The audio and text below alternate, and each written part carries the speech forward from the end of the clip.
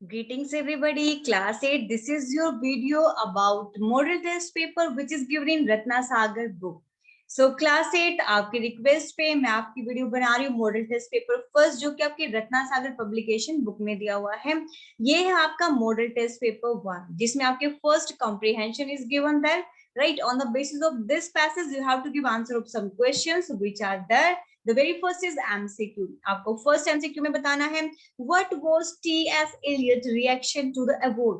ये जो आपका पैराग्राफ गिवन है, इस पैराग्राफ में आपको ये जो T.S. एलियट जो आपके बहुत ही फेमस राइटर हैं उनको अवार्ड मिलने जा रहा है और वो अवार्ड लेते टाइम वो कैसा फील कर रही हैं, क्या वो सोच रही हैं, उसी के बारे में आपको बताया गया है। तो यहाँ पर उनका रिएक्शन क्या था? He expressed his appreciation of the high honor conferred on him. So D is the right answer there. The next, what does the phrase man of letters means? Man of letters means एक ऐसा person जो कि letters में ही रहता, means to say जो कि writer है, जो कि famous author है. So B is the correct option there. The next one, Eliot did not consider it fit to praise the Swedish Academy which gave him the Nobel Prize because उनको क्यों नहीं लगता कि ये फिट नहीं है, मतलब स्वेडिश एकेडमी को उनको कुछ भी बोलना, जो उनको प्रेज करना क्यों फिट नहीं है? क्योंकि वो कहते हैं कि because he thought it meant he realized that he was a great poet, क्योंकि इससे लगता है कि वो जो एक ग्रेट पोइट है उनको रियलाइज होता है। The next one is Eliot was of the opinion that the Nobel Prize is an election because the candidates, क्योंकि जो candidates है वो क्या है, are chosen from time to time and from one nation to the other one.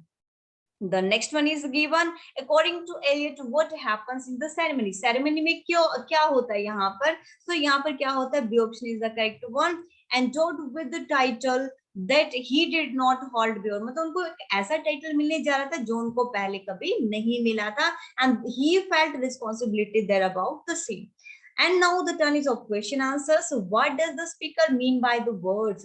ये जो words है ना, my business is with words, इसका मीनिंग क्या है? कहने का मतलब क्या कि मेरा बिजनेस वर्ड्स के साथ है, means I am a writer, I am a author, so it means he is a writer. The second one, in your opinion, देखो आपने अपने ओपिनियन में बताना है कि what might be the inconveniences of being turned overnight into a public figure। मतलब in your opinion, आपको अपने ओपिनियन में बताना है कि व्हाट माइट बी इनकन्वीनियंट, क्या इनकन्वीनियंट है, क्या सुइटेबिलिटी नहीं है of being turned overnight into the public figure. Public figure में रहना मतलब लोगों के बीच में रहना, क्या जो है वो इनकन्वीनियंट लग रहा है उनको, क्या सही नहीं लग रहा है, क्या it is a movement of enjoyment of the flattery. वो कहते हैं कि यहाँ पर ये जो मूवमेंट है ना पब्लिक के बीच में रहना, तो वो क्या है, वो उनको इसलिए लगता है क्योंकि ये मूवमेंट ऑफ बहुत ज्यादा एंजॉयमेंट है, तो उनको ज्यादा एंजॉयमेंट यहाँ पर फील हो रहा है क्योंकि बहुत ज्यादा प्राइड का मूवमेंट है, यहाँ पर वो प्राउड फील कर रहे हैं, तो इसलिए उनको थोड़ा सा अजीब सा लग रहा है कि उनको फर्स्ट टाइम जो यहाँ पर प्राइज मिलने जा रहा है। According to the speaker, what function is assigned to the receiver of the Nobel Award?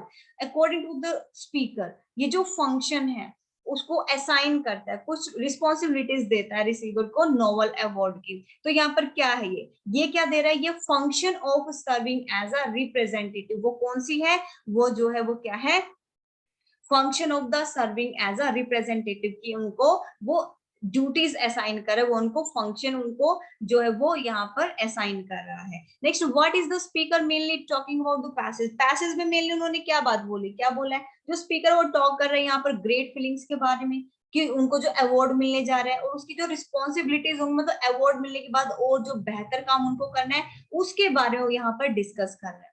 The next one, आपको मैच करने से एज वन मैन, इसको आप किससे मैच करेंगे, टुगेदर इन कंप्लीट एग्रीमेंट, आप ई से इसको यहाँ पर मैच करेंगे।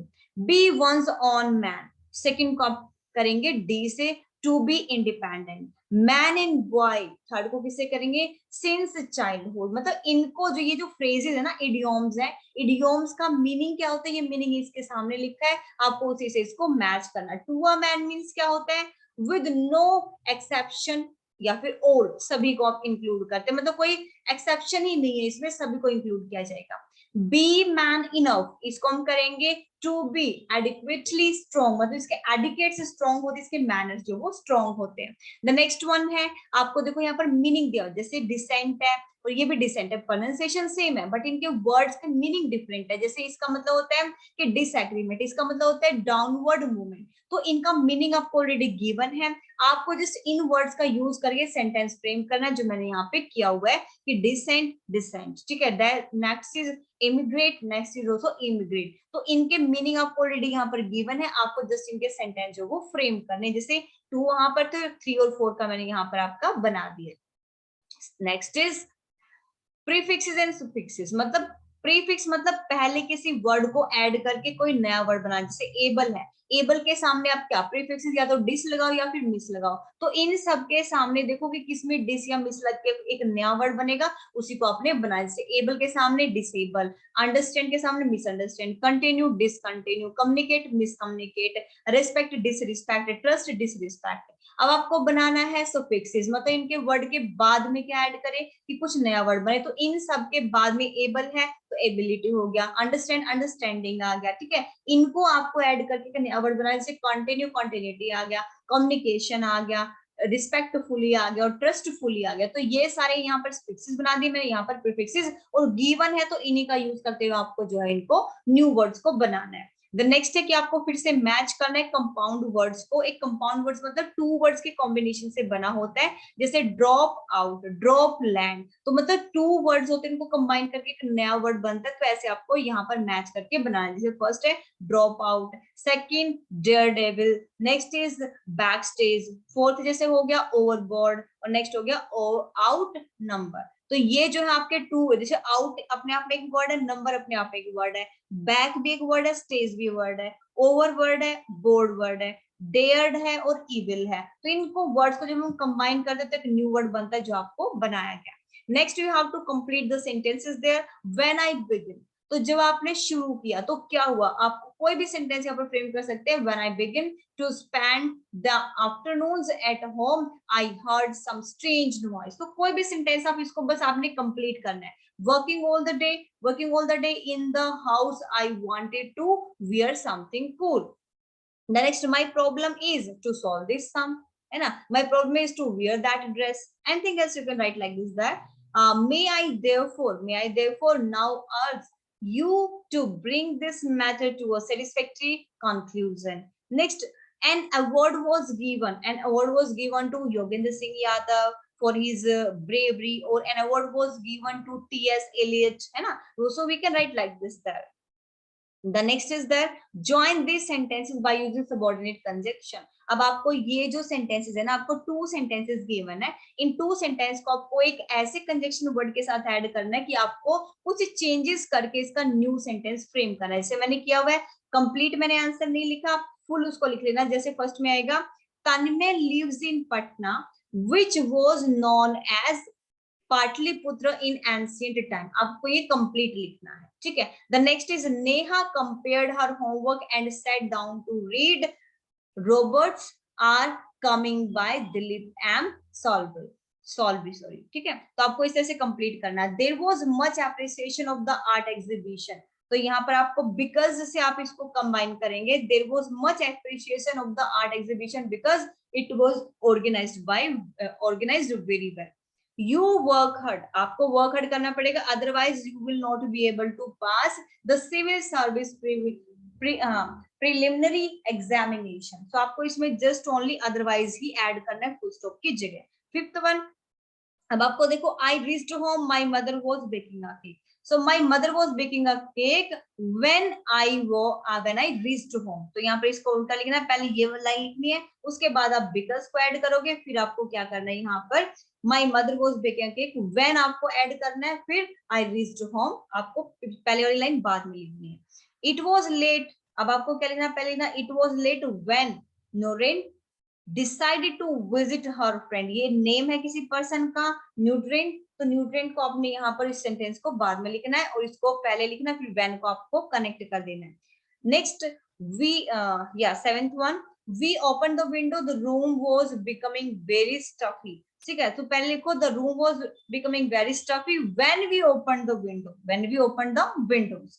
I will ask a question. You have finished reading the story, so I will ask you a question. If यहाँ पर ऐड करेंगे, if you have finished reading the story, आपको complete sentence लिखना है, the story भी इसमें add करना है. The next one again, you have to write instructed things there in the fill in the blanks. Like time से related कोई भी चीज आपने डाली यहाँ पर, जैसे when किसको डिनोट करता है? टाइम. कब हुआ?